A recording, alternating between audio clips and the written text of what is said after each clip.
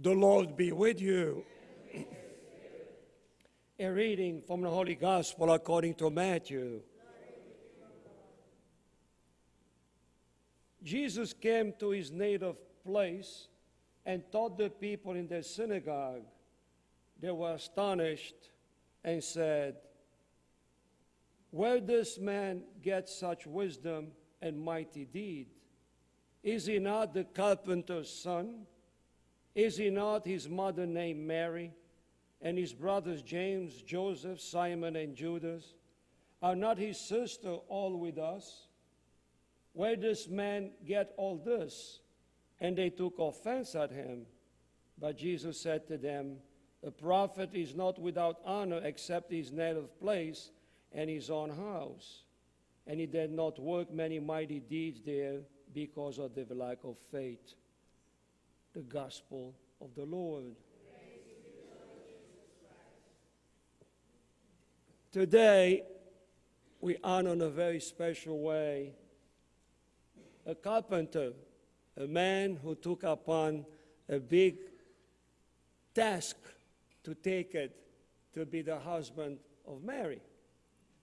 So when we ponder on Joseph, today we honor Joseph the worker, all he had done in his lifetime. The Bible doesn't tell us too much about St. Joseph, very limited. Only when we read when he was called by the angel to take Mary as a wife. You just imagine if we ponder as a man, especially in those days, to marry a pregnant woman, it was kind of very difficult.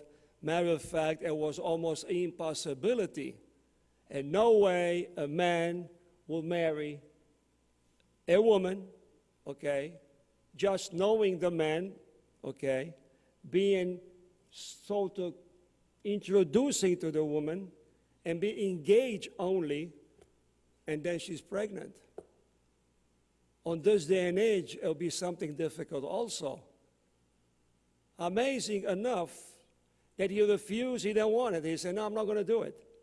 Until what happened, the angel came to him and explained to him, and he did God's will. Somehow, somewhere, many things happen to us in our lives.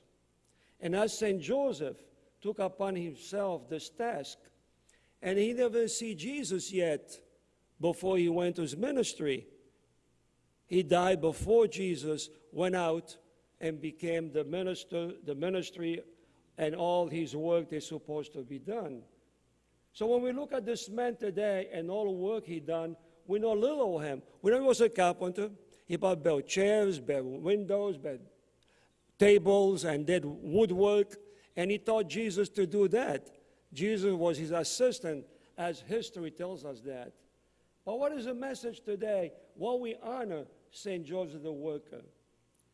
Because we had honored him already on March 19, and there's his feast. And today the church tells us also we honor him as the worker. The worker means this, the job he had done physically, spiritually, and all he did get to the church and did the will of God. Someone we are called, as a message to me and to all of us, to do things impossible. I said, how can I do that? Doesn't make sense to me. It's embarrassing. But when the Lord calls you to do it, you will do it. It's not going to be embarrassing. It's not going to be difficult. It's not even be challenging. It's not even dangerous. But can we do that? Can we? Can we, any of us, receive a call, a voice, to do something that I can't do it, that's impossible? Can we truly listen? Let's ponder today just in St. Joseph. When the angel talked to him. Just imagine the angel comes to you and speaks to you. Would you listen? Are we ready to listen? We like to pray. We like to ask. We go to the chapel. We come to church and I want this. I need this. I want this. I have this. I got to have this because of this and that and this. Can you keep quiet and just listen the answer? Can we? Can we be silent and to listen what God would tell us what to do? We are so desperate. The desperation of humanity is to get an answer. The desperation is that to get really healed whatever we need to be healed from. Either physical, mental, psychological, financial, whatever it is. We want it so bad because we believe in His presence. Yes, we do believe in His presence. Yes, we know He's present. It's on His times. And He knows what's good for us. We don't know what's good for us. We don't. Sometimes we ask for things you don't even know if it's good for you. And when you get it, you regret it. And be careful what you pray for. Be careful what you pray for. We never know if it's good for you or not. So listen. Give it to the Lord. Take time.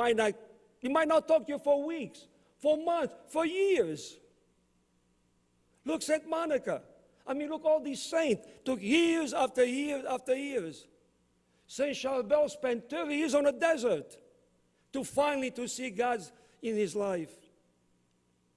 In other words, we Americans in this society, it's a quick, everything has to be quick because of the internet, because if I click the button, boy, I get the answer right there. If something happens someday away from here, you get it right away.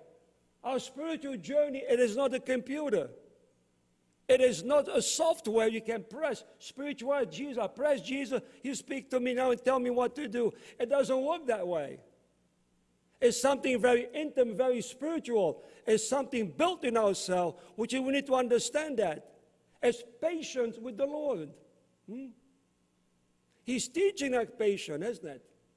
And sometimes a little bit of suffering is good for the soul. Pain brings us close to Christ, isn't it?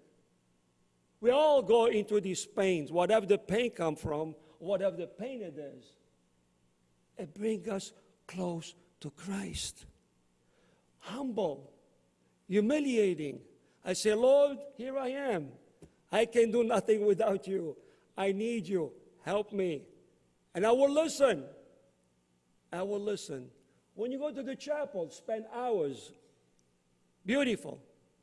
Would you listen? Some people say, I'm falling asleep. It's good. They fall asleep on the Spirit. And hope while they're sleeping, they see something, a revelation. Take your time when you visit the chapel. Plead your case. But don't plead for a whole hour, and then you go home. And you say, well, I pray already. I talk. I went to there. I feel good. But did you listen to anything? Or you're waiting for an email, or you're waiting for a phone call. It doesn't work that way either. So, my dear brothers and sisters, today, as we ponder on St. Joseph, how he did listen the message and act upon it. So we all pray today that we meditate on our own problem, on our own issues. Let us listen with an open heart and an open mind. Amen.